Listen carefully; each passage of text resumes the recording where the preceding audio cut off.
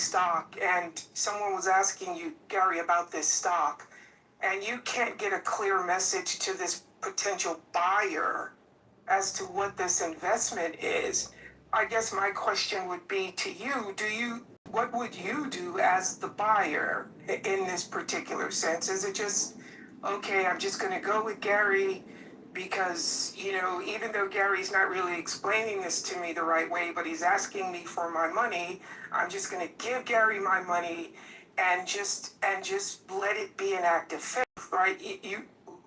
We can't deny that the messaging on this has been an absolute clusterfuck from the very beginning. And again, I've said this before, this country absolutely has a collective memory of us being told that Saddam Hussein had weapons of mass destruction and that he was going to imminently use these things.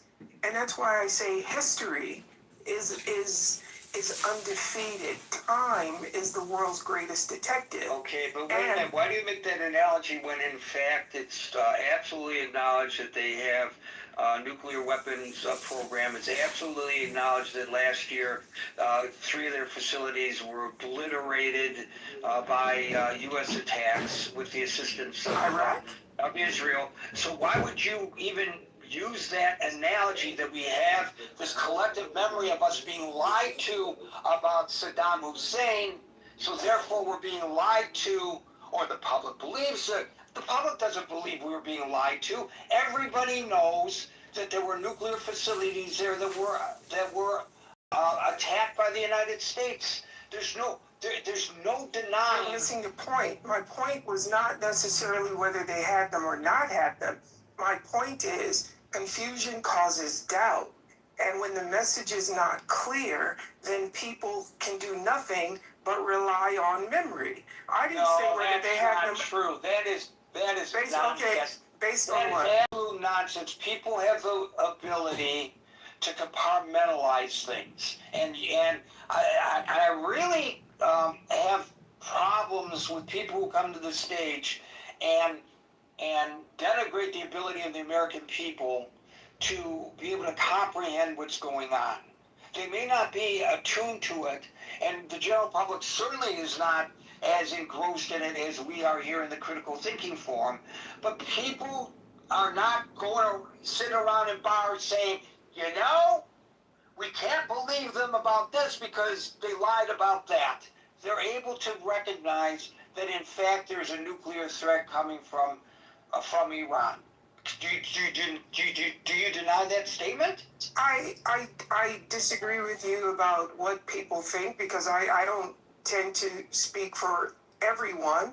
I do know that. Hold on. I do know that in my crowd. You just did, absolutely, because you talked about the collective memory of the American people. So when you talk about collective American people, you're talking about everyone. So you open the door. I would disagree with that. Well, you know what? If I were the judge, I would say, Counselor, you open the door to that line of questioning. You were the one who interjected it. Now you want to pull back from it. No, I disagree with your interpretation of collective memory. I don't think we're disagreeing. I'm kind of lost here because the only thing I'm saying is I came up to agree with Anson that this was not sold correctly and that people have a right to say, hey, am I being told the truth? And it kind of feels like what the opposite opinion is like, well, no, people should just agree to agree or just step aside.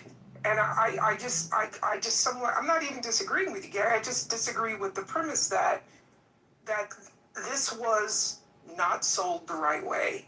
Well, I never suggested it was sold the right way, and I have been critical of the way it was sold and the fact that the mission changed so many times, as it has in previous iterations of military prowess by the United States.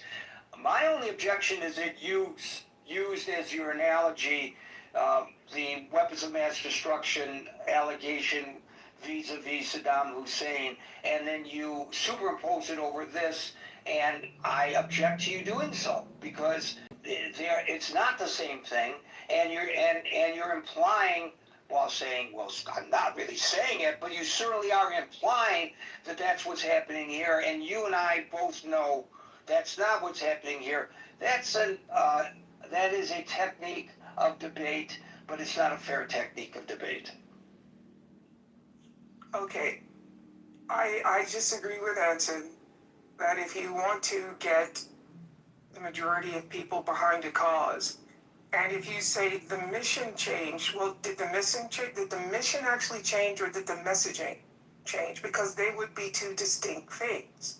You know, the value to Iran the value of Iran to America has historically been its oil, and I don't think there's any denial of this, right? We went into, we overthrew these guys in 1953 because Iran asked British Petroleum for an audit. Churchill and the CIA led a coup that overthrew this government. And, like Malcolm X, I'll shut up now, but Malcolm X, when JFK was killed, he said the chickens come home to roost. And I think sometimes, I agree, sometimes the chickens come home to roost. Is that what happened when he was killed? Did the chickens come home to roost then? Say that again. Malcolm X was assassinated as well. Did the chickens come home to roost then? Yeah, you could absolutely say when he started talking, when he found out about those women having babies, yeah, the chickens came home to roost. Interesting. Thank you, Daryl. We'll go to David, followed by Home. Yeah, Gary, great room so far. Appreciate the dialogue here. We always want to obviously come from the position that we're pro-American, that we want to see our country succeed, particularly the level of import that this region has imposed on the world. But that doesn't appear to be what's happening. It appears that we have a triangulation of issues that aren't resolved, and Iran obviously has the upper hand with the leverage. Now you can say we can continue to bomb them into oblivion, further maybe sowing discord amongst its own people.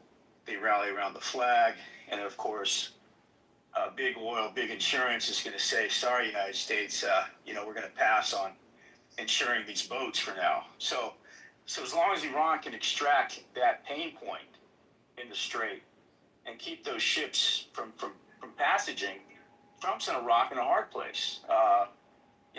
Iran is attacking commercial shipping despite the oil deal, right? This memorandum, Gary, has not held sway. In fact, it was probably a deferred crisis on paper that only had I read an article with this. There's a detonator attached to it, and that's essentially what has happened here. Israel continues to bomb Lebanon. Let me be clear, bomb their enemy in Hezbollah out of state, requirements to protect itself. And the United States can't necessarily rein in Netanyahu to not do that.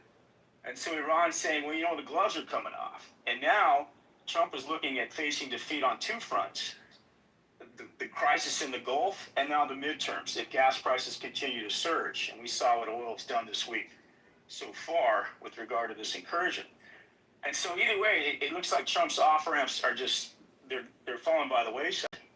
And, so Iran's continued to weaponize and leverage in a way that they didn't have before February 28. And now, show us the cards in at that point. Absent sending in our troops, absent putting boots on the ground and doing a full-wage incursion, which will then light up the right. I mean, to Anson's point about the divide, there's not only a divide against the left and the right, there's a divide within the right. So Israel's looking at divide to the left right now too, isn't there? Both of the parties are facing threats from within, right? Correct. Yeah, I've never seen it more divided in the division as extended as this. And all the hard-won gains that Israel's earned with regard to the party affiliations and going, a one policy, two nation approach to the Middle East is now being sandbagged by talk show hosts and all the talking points coming out of the right. And if our men and women go over there and die, then I mean this presidency is over, because it won't happen overnight. I mean, I think if we could do it in 6 months and take out the regime, I think the American people would go for that. But I don't think that's possible. And maybe I'm wrong, but I mean, I'm not a military guy. My heart breaks. Actually, I have a nephew who just signed up for the Marines, so he's clearly on the front lines of potentially going over there. But make no bones about it, Gary, Iran is not afraid of whatever the hell they signed. They're not going to be beholden to something where they feel their interests aren't being served, right? And maybe they're using this latest incursion with these ships to extract an even better deal. And I don't think Trump is in a position to get a better deal than the one that he got. So that's I think that is what Iran is bargaining for here, is to get more leverage, get more of a position with regard to the rebuilding their economy, and of course controlling the ships and setting the freight. I'm going to check you on that. If they were interested in rebuilding the economy, they would have adhered to the Memorandum of Understanding, because the Memorandum of Understanding opened up the floodgates for them to receive billions of dollars, literally. And so if it was about the economy, they would have said, okay, we'll go along with this. But it's not about the economy. My question is, who threw the first punch? Did Iran throw the first punch? Yes, the Iranians threw the first punch in this Memorandum of Understanding. They broke it. They attacked 2 oil ships in contravention of the Memorandum of Understanding. They were not supposed to do it in the first place, and they did it anyway. Stop and think about it. If you look at it logically, which of course we cannot when it comes to Iran, look at it logically. Listen, Iran, all we're asking is that we return to the way it was before with regard to the Strait of Hormuz. We're not asking you to give up anything. We just want the Strait of Hormuz to be open like it was before all of this started. And you know what? We'll remove the sanctions. We'll let you do international banking. We'll return your money that we are holding offshore. We'll give it to you. You can rebuild your economy. Knowing Donald Trump, maybe he'd go in there with the Trump organization and make some money rebuilding their economy with gold-plated buildings all over the damn place with the name Trump on them all. They could have had all of that. And yet, no way am we going to uphold this. We're going to attack 2 ships on the Oman side of the strait because we can do it, and we're going to show the big evil empire, the United States, we can. Doesn't matter what Memorandum of Understanding we signed. We can do whatever we want. And that's what they did, David. So what would you expect the president to do at that point? Well, then the response needs to reflect the breach of that agreement. Now, He bombed 90 sites in one night. Yeah, but then he's absolutely reflected the breaking of the agreement. 2 nights in a row. It absolutely reflected the breaking of the agreement. What did you expect? As he said, what did you expect him to do? Well, can I make one comment to you, David, on something you said? The question I have is, does this agreement mean Israel's supposed to stand down as well, and was that broken? Israel was not part of the agreement. So why do you bring Israel into the does. We cannot mandate what Israel does. We don't have the power. We don't control their political system. We don't control their military. We don't control their air force. We can't mandate that they stand down. We just can't. And let me just say as an aside, Abby, if you don't mind for a moment, let me just say as an aside, that kind of conflation, I'm not saying there isn't an Israel aspect here, because Israel certainly stands to gain by the demise of this regime. Israel certainly stands to gain by the eradication of the terrorist groups that Iran funds. Israel certainly stands to gain by the elimination of the nuclear threat of Iran. Absolutely true. But to conflate everything with Israel is a very dangerous thing. Why do I say it's dangerous to do that? David doesn't have a mean bone in his body, I believe. But I will tell you, David, why it's mean. A very dangerous thing to do. Yesterday, a guy from Delaware County, Pennsylvania, was arrested by the Pennsylvania State Police for walking into a state legislator's office for help with resolving a back tax issue he had, and suggesting to the people there that he was going to go and set the governor's mansion on fire again, because the first time it was set on fire by an anti-Semite who set it on fire because Shapiro somehow is responsible for the actions of a nation 5,700 miles away. Shapiro has to be taken out. So, and his family, the guy said.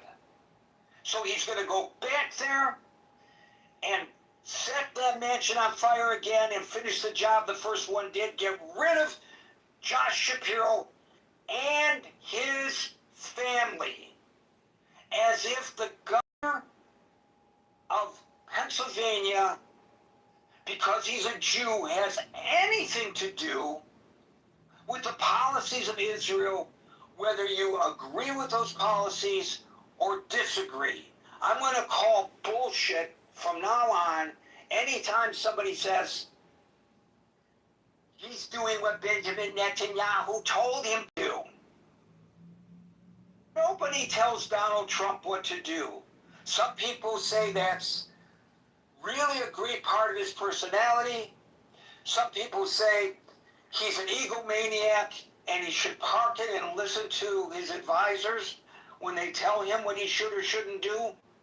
But I think we can all agree, whether we adore the man or whether we hate the man, nobody tells him what to do, much less Bibi Netanyahu. And so let's not conflate something that doesn't really exist here. Yes, we have mutual interests vis-a-vis Iran, and it's an absolute imminent threat to Israel, Iran, not so much to the United States, but we're not completely indemnified from it. But that does not mean that we are doing Bibi Netanyahu's bidding here. And, you know, I'm not making that claim. No, but I'm trying to explain to you, by conflating the two in the manner in which you did, you're putting Jews here in the United States in danger. Not you. I'm just saying, when people do this, they put Jews in the United States in danger. Because every one of these attacks on the Jews, the claim is they're attacking the Jews because of what's going on. What about the babies in Gaza? What does a Jewish person walking out of a synagogue in Brooklyn have to do with the babies in Gaza? Do I know whether he supports the Israeli policy or not? I don't know, and it's none of my business. And even if he does support it, what does he? Do they take a referendum of the Jewish populace in the United States before deciding what they're going to do over there? Does anybody really logically believe that? So I'm calling bullshit on the analogy and merging the two issues. There's an overlap, yes. Yes, there's an overlap of interests. But on at least two and maybe three occasions that we know of, the President of the United States picked up the phone and called the Prime Minister of Israel, the leader of a sovereign nation, and said to him, "What the fuck do you think you're doing?" That's an exact quote from the President of the United States to the Prime Minister of Israel. So to suggest that that prime minister is telling the president of the United States what to do is absolutely absurd. No, but I'm never saying I never made that argument, by the way. No, I know you didn't say that explicitly. But the optics of a prime minister, of Netanyahu, making many visits to the United States to meet with Trump and all that, it provides, unfortunately, these ignorant talking points. Oh, okay. Let me call him up right now. Hey, BB, if the optics of this are bad, BB, don't come and talk to the president of the United States, BB. That's not what I'm Can I saying. say something to David for a second? David, you also made a comment about talk show hosts, that Israel has to worry about what U.S. talk show hosts say. I need to quote Golda Meir, one of my favorite quotes, and she said, if we have a choice between being dead and pitied and being alive with a bad image, we'd rather be alive and have the bad image. So much for the talk show hosts. It's a sovereign nation trying to stay alive and not be annihilated by the threats coming out of Iran. Right. Right, and to my point, these talk show hosts, I'm not so much concerned about what they do in terms of impressions of Israel. Israel's going to do what Israel needs to do. A pox on them for ginning up hatred against Jews in the United States. Absolutely. Yeah, That's my concern about the talk show hosts. Now, you're going to blame that on Bibi? Because if Bibi wasn't attacking in Gaza and in Lebanon, these talk show hosts wouldn't have the fodder to turn the populace against the American Jews? Come on. That's the line of reasoning that's out there. And it's got to be challenged every time that it is made, in my opinion. And that's why I've devoted almost 100% of my writings, if you've noticed on my social media, to this issue, protecting the Jews. Because they're under unbelievable duress in the United States of America and around the world in the diaspora. Yeah, absolutely, Gary. I don't fault you at all for your campaign. I think it's very timely and necessary, and more journalists need to take to the airwaves and the internet to do that. No, absolutely, and it's an unfortunate thing. The threat against the president, the threat against the governor of a state. Yeah, oh, for sure, 100%, Gary. I bet you 9 out of 10 people. Not just that, Gary. A potential presidential campaigner for the United States. Did you know about this threat before I mentioned it?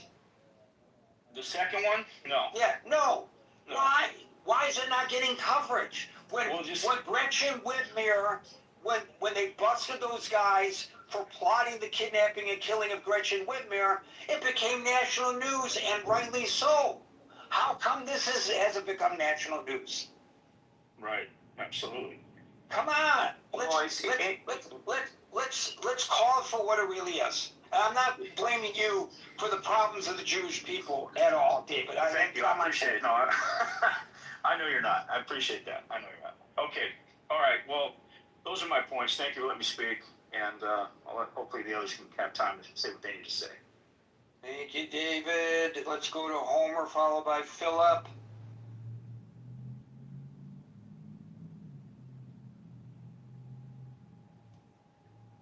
You know, your other speakers have taken a lot of time, so I will be succinct. I think Iran has had every opportunity for peace, and they've provided clarity by continuing to attack the world. And I'll be the only person on this stage to predict their regime will be overthrown, they'll be washed away by history, and no regime will deserve it more. And I'm done speaking. You just want to trigger Marshall by using the term succinct. He's the person I got it from, which is why I don't like it. Oh, come on. Come on, just because you and he may Yeah, not agree. I know. Philosophically, It's a really petty thing. very petty. It's as petty as the president. All right, let's move on from that very succinct discussion between Marshall and me and go to Philip, followed by Amir. Gary, thank you very much. Yeah, I just want to, about this MOU and some of the discussions in the room last night when somebody actually read the wording of the MOU. And when it comes to the Strait of Hormuz, I think it said something about making the best effort to keep open, which of course brings me back to the point that there's a lot of factions in Iran, and there's some people that's heavily opposed to any kind of peace negotiations. And I think it might be difficult to keep the people that actually signed that MOU responsible for what happens in the Strait of Hormuz. Therefore, the wording, their best effort. But of course, the United States is quick on the trigger, and like was mentioned, 90 sites was struck by missiles. Also, just of course, it made me think of the fact that with great power comes great responsibility. And of course, you know, it might be argued that some in Iran might see the United States as an existential threat. I mean, it was the United States which plotted and then assassinated the Ayatollah, was it not? And half of his family, which of course begets violence. So when the Ayatollah is being buried, you know, I don't know, you know, to me, you know, those people shouting those, you know, horrible things. But I mean, you know, it's what, there's a difference between what you hear and what you actually see. You know, what's actually happening. So I think, you know, people are not like water, just like in the United States. There's many different opinions and factions, and it's the same in Iran. And there's people like Stefan who spoke earlier who was thanking Donald Trump and, you know, for the assassination. Whereas there's other people that's willing to take up weaponry and try and shut the whole peace process down. So yeah, I think it's a really difficult situation. I think that there must be some kind of negotiated peace. One should never give up hope on that. I think you know, religious fundamentalism carries some blame, and education and a proper example, and not always to answer violence with violence. Sometimes, as we can see, it is definitely not the answer.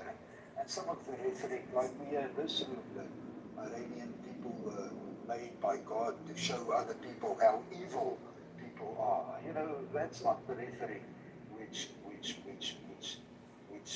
provides a good outcome in terms of wanting to have peaceful negotiations and people just living peacefully with a little bit.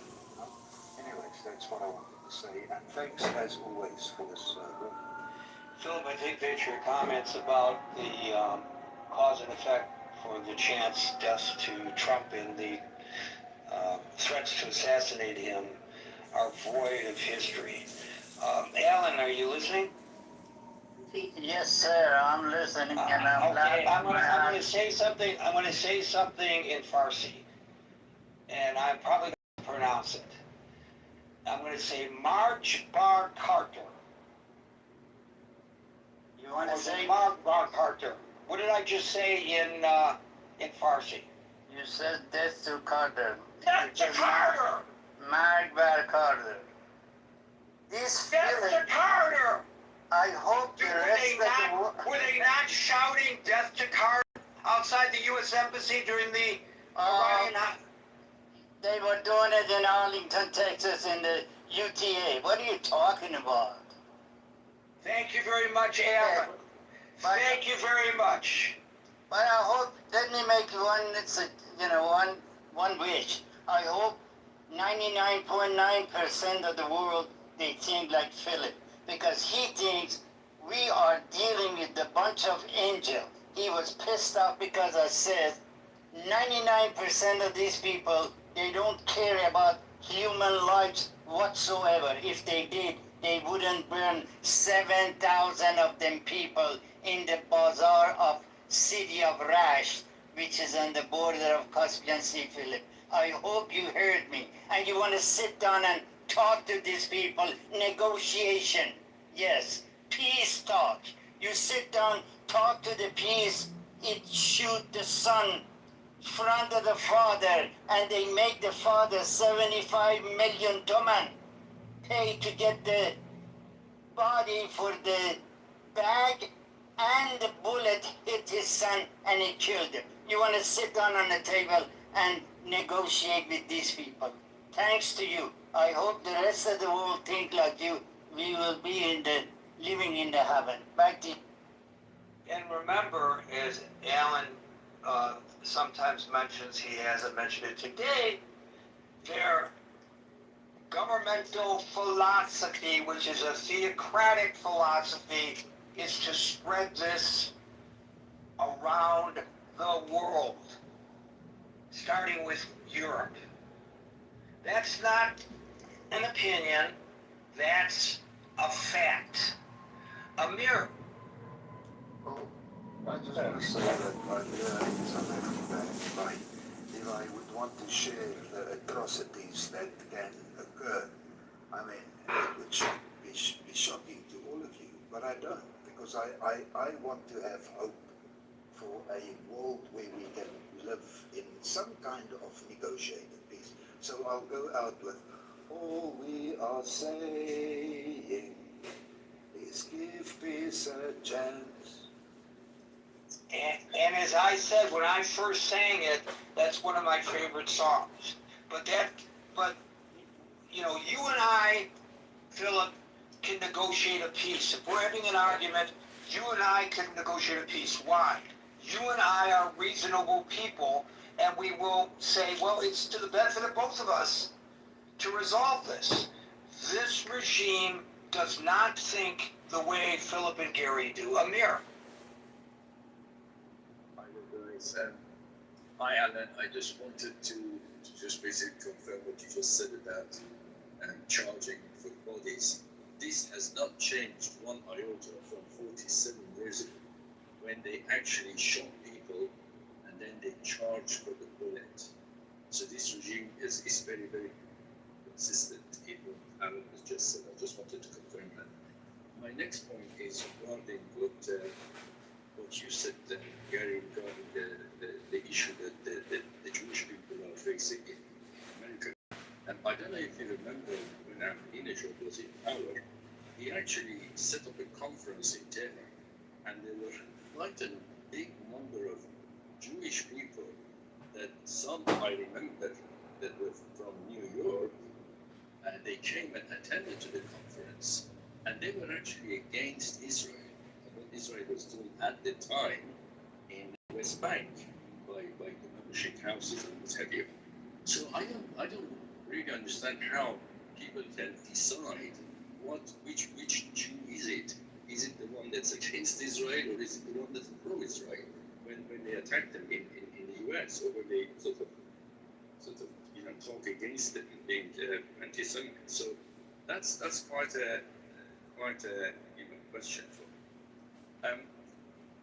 What I really wanted to say is what Daryl, I think, talked about. And he talked about the value of Iran to the United States being loyal.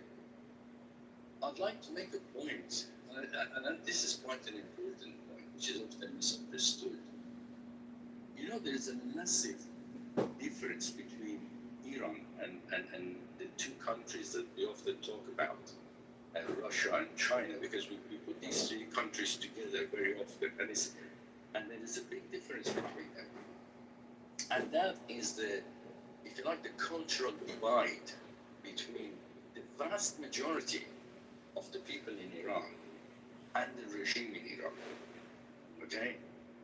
Vast majority of people in Iran, culturally, they lean very much towards the Western values. The freedom, democracy, secularism, liberalism, multi-party stuff, etc., etc. Whereas we know that the regime in Iran is completely the opposite.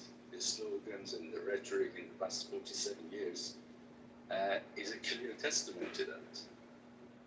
Now, this is definitely not the case for Russia and Russians and China and the Chinese.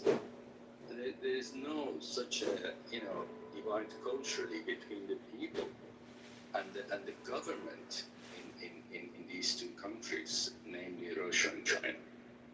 So I think, that is quite an important factor which should not be ignored. I actually think Iranians, the vast majority of the Iranians, have a great potential to be a kind of a genuine friend of the West, in particular the US. And that's an important consideration. I think that's often missed. So I really wanted to make that point, which is quite important. Amir, just to correct you, the group that attended the Holocaust Denial Summit in 2006 were from the Natura Karta, which is a very extreme religious sect. It's the same group you see protesting with the pro-Hamas crowd in New York, and it is a fringe small sect, and it was shunned all over the world, including a statement from the chief rabbi of Israel at the time, who urged the global Jewish community to boycott and ban any of those rabbis from any of their temples. And mainstream Jewish groups and organizations from around the world made statements regarding that group that went to Iran. So no, that was not representative of the board of presidents or any large group from the United States or from anywhere in the world. Say it was a small fringe group in 2006. I just wanted to set the record straight on that. Well, thank you for clarifying that. I didn't actually know that, but my point is, I think it still stands. If someone wants to attack a Jewish person, then how do they know which side they are on? That was the point I was making. But obviously, thank you for clarifying. And I would take it a step further. It doesn't matter which side they're on. A Jewish person in the United States is 100% in support of the actions of Israel that some people claim is even genocidal. I'm not obviously claiming that. Has no impact on the decision that was made in Jerusalem to do whatever the IDF did. Zero impact. So why are you killing them? I'm attacking them. And sometimes killing. Doesn't matter whether they are in agreement or disagreement with the state of Israel. What matters is, remember, before there was a state of Israel, there have been centuries of persecutions of the Jews. The Holocaust, from which Israel was born, to find a safe haven for the Jews who were not safe in their own countries of birth in Europe, occurred before the modern state of Israel. So what was the excuse then? It's all bullshit. And I'm going to call bullshit when I see the bullshit. Michaela, you get the last. I was just going to ask Amir, I just came in late, so I didn't, but he was saying how the people of Iran, have so much to offer, and I agree. How were they overtaken by, how was the regime, how did the regime take over these people? Well, I think the way it happened, obviously the revolution was for the right reasons, if you like. It was the majority of the people. I mean, a lot of people call it, don't like to call it a revolution, but it had all the hallmarks of every type of revolution from the social science point of view. Now, what happened was then all the different groups from the right to the left to the nationalists, they all revolted against what they thought as a despotic regime of the Shah at the time. Now, but then gradually, the people who had the most sophisticated organization within the religious circles managed to basically get rid of all the other groups gradually. And once they got that to that point, Then they started enforcing their power through the bullet, basically. And they managed to kill thousands of people at the time to get rid of any kind of, dissent against their despotic rule. And that has developed over the past 47 years to the point that now they can kill tens of thousands of people. They can machine gun them and still get away with it. I mean, it's amazing that the world community doesn't call it a genocide when something like that happens. And yet in Gaza, for example, they can call it a genocide. So, it just mind boggles, basically. Amir, do you have any hope for Reza Pahlavi to have some influence or to help his people? Or any hope for that? It certainly has a quite a lot of following. Well, in Iran. I mean, I'm personally I'm a Republican, but I'm more than happy for Reza Pahlavi to lead the opposition. In terms of what he's offered. In fact, to be honest with you, when he talks, he almost comes across as a Republican himself, because he doesn't necessarily believe in loyalty. I mean, in a royal household. Yeah. Yeah, that's my answer. Yeah. Okay. Thank you. Yeah. He seems to have, people have backed off. Like they've given up on him, or they've given up on the people. It's. There was a lot of hope at first for another uprising. Yeah, I think the problem with that is that it's a classic problem of too many chiefs and not enough Indians. And there are a lot of groups there are, in terms of the Republicans within the Iranian diaspora, there are about 20 or 30 even, and each one of them have got their own little sort of groups. And the sort of solidarity that was expected to be created around Reza Pahlavi, unfortunately, didn't happen. Because he's sorry. Yeah, I thought that there would be infighting within Iran, but there was infighting in the diaspora. That's what happened. That's exactly what happened, yes. Yeah. That's too bad. Very bad. Pahlavi, by the way, has said publicly that what he aspires is to lead a temporary interim government, and then let the people of Iran decide what form of government they want. And then once they decide what form of government they want, he wants them to have free and open elections, and then he would step down. He has no desire, as Amir says, at least publicly, of maintaining some royal ascension as had been the case before. Right, Amir? The problem, Gary, was that Donald Trump decided that he would choose someone from inside Iran to have a deal with. I think, and he basically dropped Reza Pahlavi, and that was a mistake. He said that, but that doesn't mean Iranian give up on him.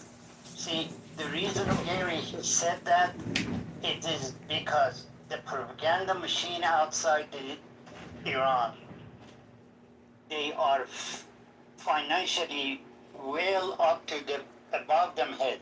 They don't hesitate to spend millions of dollars just for being these to do this. They use this thing outside of Iran. They says, look at Afghanistan, look at Iraq. If America attack us, the Taliban, they're gonna destroy you. This is the scare tactic they use, this regime using Iran. The same thing is outside. So Reza Pahlavi is a lot smarter than this. And he says, that's what he says from the beginning. He says, I am just the source, can pass your word with the 7 language I know to the rest of the world. I can sit down with the delegate, I can sit down with the government, I can bring your voice to them and tell them, this is what I'm trying to do at this moment. When we go and then he set up the temporary plan for changing the regime. There won't be any vacuum involved. And then he says after that it's up to the people. You go to the booth and freely vote for whatever you want. If they decide me as a kid, I'm glad to do it. If they want me just to go sit on the corner of the street in Tehran and have on a Lalazar and sell ice cream, I will go do that. That's what he said. I don't know how clear he can be, but the propaganda machine grab a word and switch it to the different. A lot of people really unfortunate. I think some of them reach Donald Trump's ears. We're out of time. Folks, we're here Monday through Friday from 5 p.m. New York time, so until 5 p.m. New York time on Monday for the next edition of the Critical Thinking Forum. Everybody be safe, be well, have a great weekend, and peace out.